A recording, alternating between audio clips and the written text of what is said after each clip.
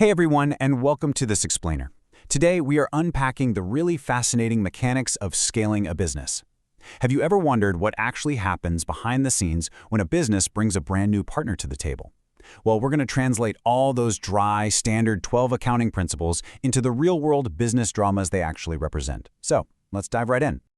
Okay, let's start with a pretty fundamental question. Why on earth would you share your profits with a stranger? Think about it. You built a business from the ground up. It's making money. Why would you voluntarily slice up your own profit pie and just hand a piece to someone totally new? Well, the truth is, as businesses grow, they almost always hit a ceiling. And to smash through that ceiling, you usually need two things: a fresh injection of cash and unique skills or expertise that you just don't have right now. So you aren't actually just giving away profit, you're strategically trading a share of your future success to build a much larger, way more robust enterprise.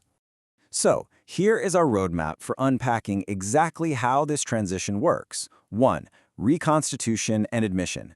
2. Slicing the profit pie. 3. Valuing the invisible, goodwill. 4. Revaluing assets and liabilities. And finally, 5. Final capital adjustments. All right, step 1, reconstitution and admission. So under the Indian Partnership Act of 1932, admitting a new partner triggers what's called a reconstitution of partnership. And it's exactly what it sounds like, honestly. It's a change in the agreement among partners that alters their relationship and, crucially, their share of profits or losses. Practically speaking, your old partnership agreement is effectively terminated, and a brand new one comes into play. You literally cannot bring someone new into the fold without the consent of the existing partners. But when they do say yes, the entire legal relationship gets a complete reset. Moving right along to step 2, slicing the profit pie.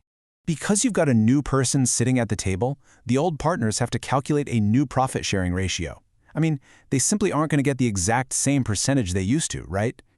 To give the new partner a slice of the pie, the old partners have to actually give up a piece of theirs. And this creates what we call the sacrifice ratio. This measures the exact portion of profit the old partners are surrendering to make room for the new arrival. And the formula for this is just beautifully logical.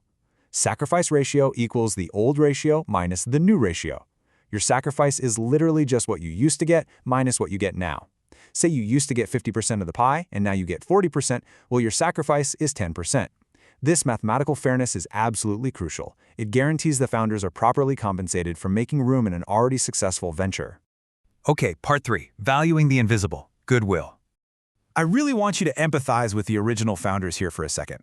They spent years burning the midnight oil, building trust with their customers, establishing their ethics, and creating a super reliable brand.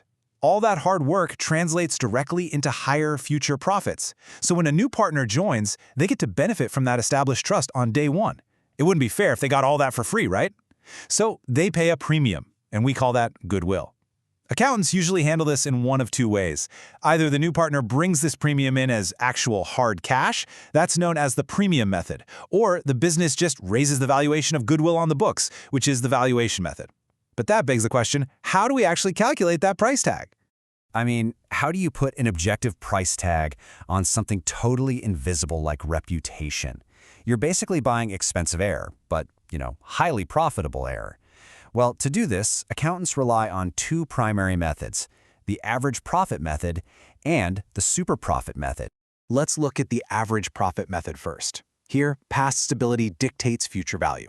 You simply look backward, calculate your total profit over the last few years, and find the average. Pretty simple. Then, you multiply that average by a number of years purchase, which is really just a fancy accounting way of estimating how many years the business is going to ride the coattails of its past reputation. It's clean, it's historical, and it's predictable. Now, the super profit method is a bit more nuanced. First, you calculate your normal profit, basically what an ordinary, average business in your industry would make with that exact same capital. Then, you subtract that baseline from your actual average profit, and the difference? That extra chunk of change is your super profit. Multiply that out by the year's purchase, and boom, you have explicitly valued your company's outperformance. All right, moving to section 4, revaluing assets and liabilities.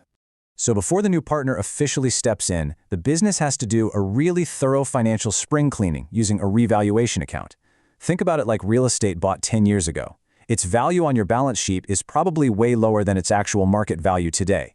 If that asset increases in value, or hey, if a liability decreases, that is a gain and it's credited to the revaluation account. On the flip side, if an asset's value drops, it's a loss and it's debited. The key here is that any gains or losses that happened before the new partner arrived belong strictly to the old partners. It keeps the slate perfectly, undeniably fair. And finally, Section 5, Final Capital Adjustments. To perfectly match up all those capital balances to the new profit-sharing ratios, you can use the new partner's contribution as kind of a mathematical anchor. Total capital equals the new partner's capital multiplied by the reciprocal of their profit share. Let's make that concrete. If a new partner brings in $50,000 for a 1/5 share, you multiply $50,000 by 5/1. Boom! The total capital of the firm is now established at $250,000. The old partners then go in and adjust their own capital accounts to perfectly match their new shares of that much larger pie.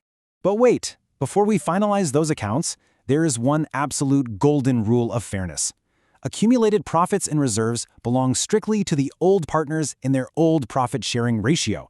The new partner has literally zero claim to the rainy day fund that was built up before they even got there. So those savings are swept right out and credited back to the original founders to make sure everyone starts with a clean slate. Look, it is so easy to get totally lost in the debits, credits, and fractions of standard 12 accountancy. But remember this, these dense textbook procedures, they are simply the structured language we use to solve real-world business tensions.